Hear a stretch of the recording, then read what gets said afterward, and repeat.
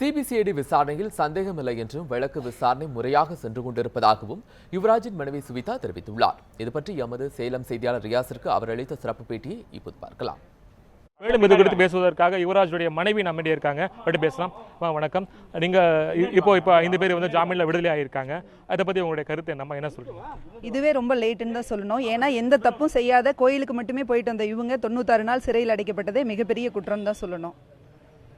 இன்னைக்கு சிபிசிஐடி விசாரணை நடந்துட்டு இருக்கு. இந்த சிபிசிஐடி விசாரணை எந்த அளவில் போயிட்டு இருக்கு, உங்களுக்கு எப்படி இருக்கு? உங்களுக்கு சிபிசிஐடி விசாரணை வந்து ரொம்ப டீசெண்டாக இருக்கு, எந்த பிரச்சனையும் கிடையாது. அவங்க வந்து ரொம்ப டீசெண்டாக தான் நடத்துறாங்க, டீசெண்டாக கேள்விகள் கேட்குறாங்க.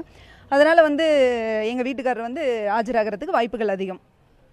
தொடர்ந்து பல்வேறு தரப்பில் வந்து சிபிசிஐடி விசாரணை வந்து சரியான மாதிரி நடைபெறல, சிபிஐக்கு மாற்றணும்னு சொல்லி பல்வேறு கோரிக்கை வச்சுட்டு வந்துட்டு இருக்காங்க. இந்த நிலையில் எப்படி நீங்கள் பார்க்குறீங்க? அவர் போலீஸார் வந்து தொந்தரவு பண்ணிட்டு குடும்பத்தினரும் மற்றவங்களும் தொடர்ந்து தொந்தரவு பண்ணிட்டு வரதா ஒரு குற்றச்சாட்டு இருக்குது. அதை பற்றி சொல்லுங்கள். அதாவது சிபிசிஐடிக்கு மாற்றுறதுக்கு முன்னாடி அந்த குற்றச்சாட்டுகள் இருந்தது. இப்போ மாற்றினதுக்கப்புறம் ஒன்றும் பிரச்சனை இல்லை, முறையாக தான் போயிட்டு இருக்குன்னு நாங்கள் நினைக்கிறோம்.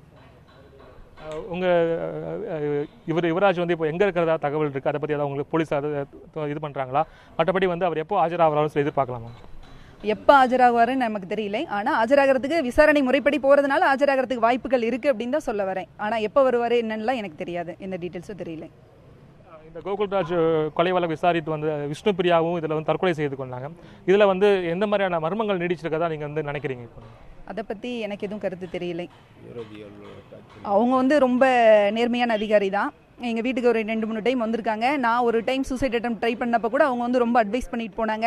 என் பிள்ளைங்களெல்லாம் ஸ்கூல்லேருந்து நிறுத்த சொல்லி, ஆனால் அவங்கள தான் டார்ச்சர் கொடுத்தாங்க. அதனால் எங்கள் பிள்ளைங்களெல்லாம் ஸ்கூல்லேருந்து நிறுத்தினாங்க. அப்போ கூட வந்து எனக்கு ஆறுதலாக வந்து இப்படி செஞ்சால் யுவராஜ் வருவாரான்னு தான் எதிர்பார்க்கிறமே தவிர மற்றபடி உங்கள் பிள்ளைங்களை ஸ்கூல்லேருந்து நிறுத்தணுன்றது கிடையாது, இதுக்காக நீங்கள் சூசைட்லாம் பண்ணிக்க வேணான்னு எனக்கு ரொம்ப அட்வைஸ் பண்ணாங்க.